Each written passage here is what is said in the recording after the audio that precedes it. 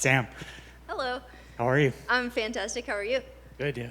Good. How'd that feel?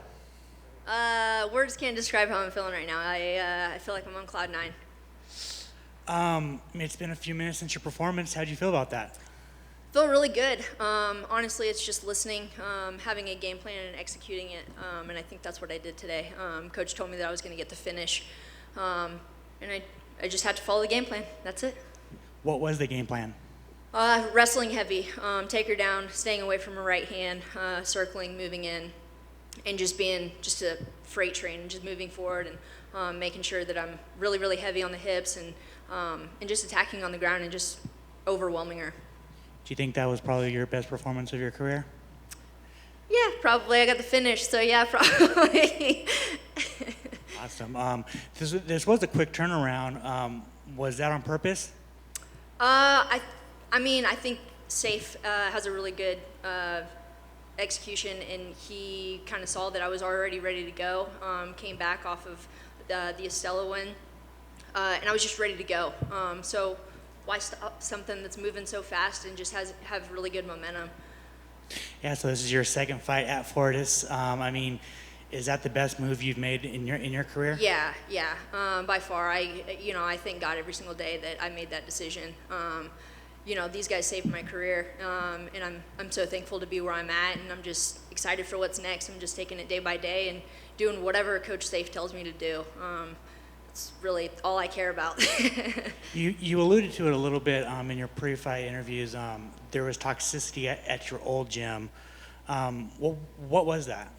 Yeah, that's in the past. I'm not focused on the past. I'm living in the present, living in the future. So I'm just excited for what's kind of next, and that's really all I care about. Fortis is my home, and I'm excited to be there. I've got the best coaches in the world, so that's it.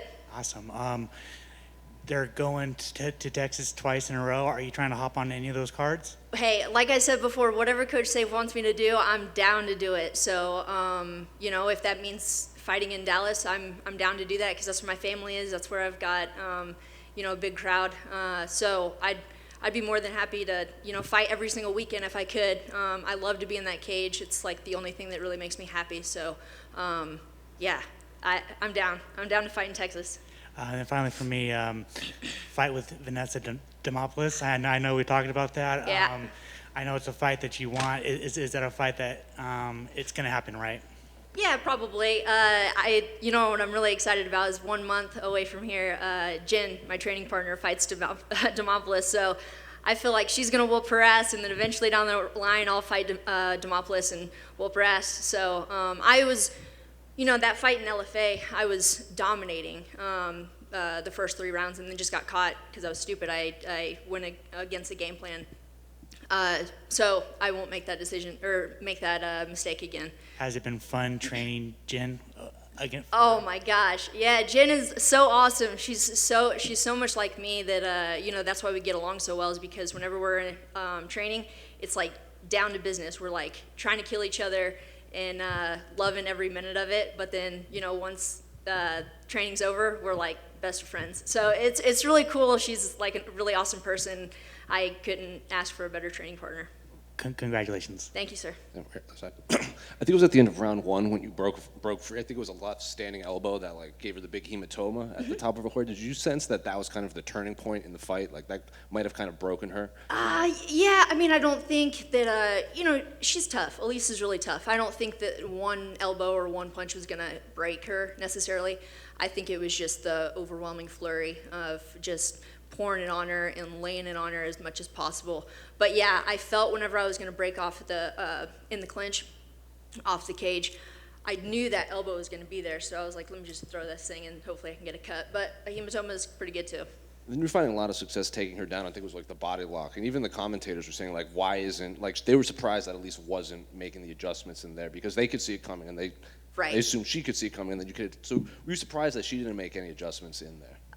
Yeah, her coaches are doing whatever they're doing, but yeah, we have a game plan, and chain wrestling is a big part of that. So even if she was going to defend one takedown, I don't care because I'm getting either the second or the third or the fourth. So it's kind of hard to stop that onslaught. And finally, they showed your corner cam between rounds 2 and 3, and they showed Safe here saying, like, you just got to go get the finish right now. You got the finish. Last week, we heard Safe say, Ryan, get him off, go submit him, and that's exactly what happened. So what's clicking in the gym right now that Safe can just say something and then it just happens? It's just listening. It's honestly, it just comes down to trusting your coach. And, you know, my coaches, I trust both of them. Like, I don't know, if they told me to jump off a cliff, I'd be like, that's probably the right decision, somebody should do it. So, yeah, I trust those guys, and I'll do anything that they say. Maybe it comes down to that trust and then the confidence that they have in you. Does some of that wear off on you? Because it felt like you and that fight, almost like you just needed to believe yourself that you had what it took to be able to kind of finish her out there. Is that the sort of stuff that you're getting from Safe and just maybe finding within yourself as you've progressed in your career? Yeah, I think you couldn't have said it any better.